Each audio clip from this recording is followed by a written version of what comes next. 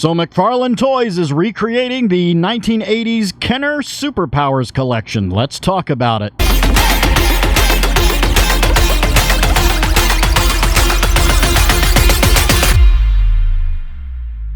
Greetings, toy heads. Welcome to another episode of Go Figure with me, your host, Eli Williams, here on the Digitally Rebastard Network, the action figure show about news, reviews, collecting tips, customizations, everything that goes into this wonderful nerdy hobby that you and I both love. And this week we are talking about McFarlane Toys revitalizing, rebooting, whatever, the Kenner Superpowers collection. Now, first off, I want to state one thing and make one thing perfectly clear. I am not a big fan of McFarlane Toys. I am not a big fan of the current McFarlane Toys. The old Spawn stuff that he did and like the Star Trek stuff that he did back in the day, good stuff. His new stuff, not a big fan of. I do have two pieces. I do have the Swamp Thing, and I have the 1000th issue edition of Superman. But that's about it. I'm not into the 7-inch. I don't know why he is not adhering to everything else that is on the market, being 6-inch, 1/12 scale. I don't know why he's doing it. There's people that like them. There's people that collect them, and that's fine. If that's what you're into, that's what you're into. That's what this hobby's all about. It's about what you're into. I am not into 7-inch figures. If I'm going to go that tall, I'm going to go Mego. And I do have some of the current Mego, not really reproductions, but ones that were never made, versions of characters that were never made, from ClassicTVToys.com. That's where I shop. If you want Mego, you go to ClassicTVToys.com. They've got it. They've got it all. You can buy the entire figure, or you can buy them in pieces. You can customize your own stuff. Go to ClassicTVToys.com. Anyway, but as I was saying, not a fan of McFarlane Toys as far as what they're doing. The thing is, this is like the second thing that McFarlane Toys has rebooted. The first one was this current, I think they're on wave 3 or 4 now, of the old 66 Batman, the Adam West, Burt Ward Batman series. And to me, honestly, they dropped the ball. Mattel nailed it. Mattel nailed the 66 Batman stuff. I have the 66 Batman Batmobile and Batman and Robin, and I have Batgirl. I have a 66 Joker on the way. I wasn't really collecting when they were on the shelves, but I am getting them piece by piece. I plan on getting the Penguin, Catwoman, and Riddler. But again, now they are rebooting the Superpowers collection, which Nintendo? I almost said Nintendo. Mattel rebooted the Superpowers collection. They had a wave, one of the last waves they made, and they redid Batman, Superman, Wonder Woman.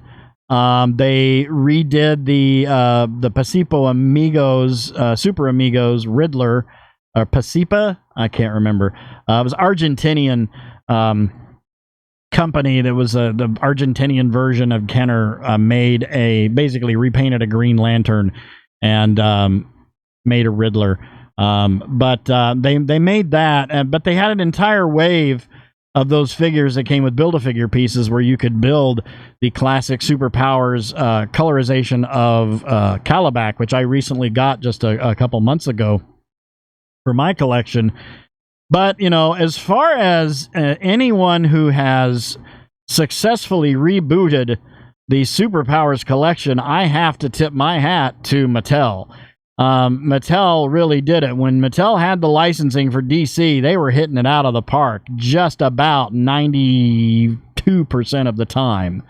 They got a little sloppy there at the end, but I mean, they were bringing out stuff that was just like amazing. And as you see right here in front of you, here's your starting lineup right here for the Justice League. their articulation, their sculpting, everything was on the money. And even down to, and I can show you here,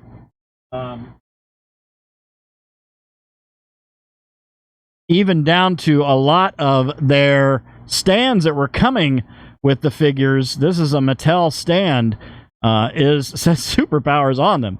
So, like, you know, they were doing it. I don't know why McFarlane Toys has decided to do this, but, well, let's just take a look at them. Okay, so I pulled up some images on Google of these, and I'm just going to go through them one by one. This is the first wave of these figures and everything. So I will say this before I jump in. McFarlane's getting 2 passes on these. Well, 3 passes, 2.5 passes. Anyway, let's just jump into it.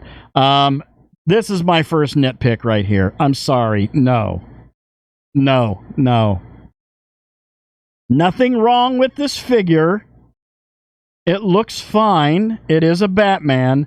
But if you're going to do this, McFarlane Toys, this is what you should be relatively close to right here. Yeah. Because that's the original Kenner Superpowers Batman. Here's what Mattel did when they made them. And this is an homage. This is an homage to the greatness of the 80s action figure line Superpowers collection. This is a mortal sin if this is what you're going for. To actually have this logo above this, no. Absolutely not. I love Batman. Batman's my favorite character in all of comic book world. But,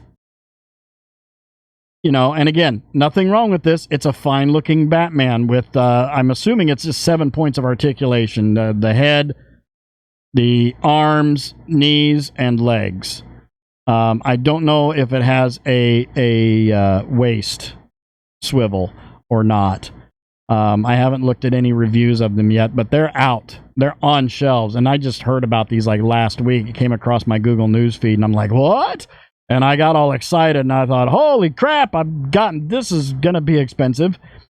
And, but I'm not going to be getting these. Again, I don't like McFarlane Toys. But, I mean, at least it's got a cloth goods cape. That's good. I don't know why the cape is not on him. Back in the day, the Superpowers collection, they had a little plastic horseshoe sewn into the collar of the cape that would snap onto the neck, and that was the cape. It just went on like that. They also recreated that same type of cape when Mattel made the Super Friends. They had a wave of DC Multiverse. Mattel had these DC Multiverse Super Friends. Batman, Superman, Aquaman, and Green Lantern, which I have. And they had the little horseshoe. I got a set that was actually a really good deal, and the previous owner customized them and redid the capes and did away with the little plastic horseshoe, which is fine. But now that we've looked at this monstrosity that is supposed to be a Batman Superpowers, let's take a look at the first pass that I will give McFarlane, and that is for this Superman. Good on you for this. This is relatively close. The original Superman did not have, as far as my knowledge can remember, did not have red belt loops on the belt. But, you know, that's easily overlooked. That's fine. This is pretty dang close to the original right there. And again, the cape is off him in the package and behind the blister card or behind the tray. I don't know why that is the case, but you know, whatever, that's fine. So, you know, that's your first pass right there. This is probably my biggest nitpick out of all of it. Number one, I don't know why, if you're going to make a first wave of figures, why you would make Darkseid. It really should have been Batman, Superman, and Wonder Woman, or Batman, Superman, and like if you're going to do a villain, Lex Luthor. Darkseid really shouldn't, because Darkseid didn't show up till the second wave of Superpowers figures back in the 80s. So the second is obvious. It's the big fat pink elephant in the room. Why would you do New 52 Darkseid? Why? Why would you do that? Again, this is supposed to be an homage to I don't know if there is a picture of the original Darkseid in here from the Superpowers collection or not, but at any rate, you know what Darkseid's supposed to look like, and it was the old 80s Silver Age Darkseid, the George Perez Darkseid. We all know what he's supposed to look like. So that is that. This is by far the worst thing to come out of this wave, in my opinion. If you were going to make Darkseid, make Superpowers Darkseid. At least the Batman looks like a somewhat of, it's more of a 90s, or now probably not 90s, but 2000s Batman. It's not a New 52 because he does have his trunks. That's an entirely different rant altogether. But yeah, really bad choice here. Really bad choice. I would not have made a New 52 Darkseid. Nothing wrong with him. Again, it's a fine-looking figure, but I would have made the traditional classic Darkseid. So, big fail there from me on that. Now, my next pass is this right here. I guess, you know what, this is a half. Okay, so this entire wave of toys is getting 2 passes from me. This is half of the second pass. Superman gets a full pass. This gets a half pass. It is an outstanding looking, well, it is an outstanding looking toy. But here's a picture of it, you know, in somebody's hand. Okay, so essentially what they've done is they've taken the 89 Batwing and given it the 1980s Superpowers collection Batmobile colors, and given Batman a vehicle. That's fine, but honestly, I would have just made a Batmobile. Make the Batmobile. That should have been one of your first vehicles. I mean, you were minus the wings. You were halfway there. I just don't know why you would do this 89 Batman 1980s Superpowers collection mashup. Honestly, I think Todd McFarlane's losing his mind at this point with a lot of this stuff. But anyway, so I give this half a pass. It's a cool looking vehicle, but it wasn't a thing in the Superpowers collection. The Batwing didn't become a thing till the 1989 Batman with Keaton and Nicholson. That's where the Batwing came from. Batman really didn't really see a whole lot of, if it was the Bat Jet, it would be like the one from the Super Friends. It was like the Batcopter or the Batmobile or the Batcycle. That's what they had. So they should have just made the Batmobile. That should have been the vehicle that got made. Now, the other half pass for me on this wave is this. The Supermobile.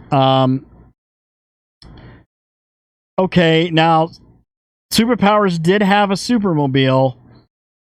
Now, I will give them props for going with the classic Silver Age, Golden Age Supermobile with the arms. You know, Superman had to fly around in it, you know, to keep himself protected from kryptonite. And I get that. So that aspect of it is pretty cool. It isn't the I don't know if there's one in here or not. There probably isn't. I would just have to search for it. But the original Supermobile did not look like this. It was more of a jet-looking type vehicle. But you know, half a pass on this.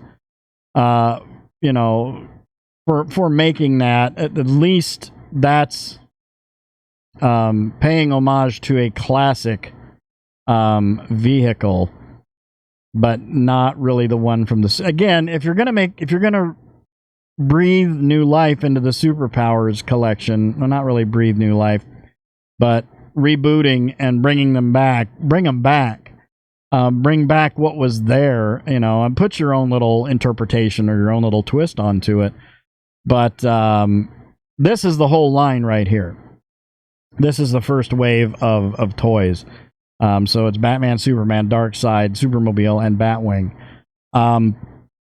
Why they would not make the Batmobile is frankly beyond me. I don't know. That would have been, you know, when everybody's sitting around at the meeting like, all right, we're gonna make 2 vehicles. Which vehicle are we gonna make? Some guy was like, Supermobile. I'm sure Supermobile wasn't mentioned first. Batmobile has to be the first word out of somebody's mouth. When it's like, what vehicles are we going to make? Somebody should say Batmobile. Now, I'm going to guess that there was somebody in charge, some executive person. Maybe it was Todd McFarlane. It was just like, I don't know, Batmobile's overdone and blah, blah, blah, blah, blah. Batmobile is never overdone. The Batmobile is Batman's car, okay? That's it. Period. Done. End of story. Finito. That's it. That's Batman's way to get around. One of his ways to get around. That should have been the first vehicle that got made. The Batwing's cool in blue. The Supermobile's cool because it does look like 99.9% accurate to the original Supermobile. But these two guys right here, fail. Like, if you were going to do this, McFarlane Toys, and you were going to put your own spin on, you know, this type of classic stuff, you shouldn't have put the Superpowers label on it.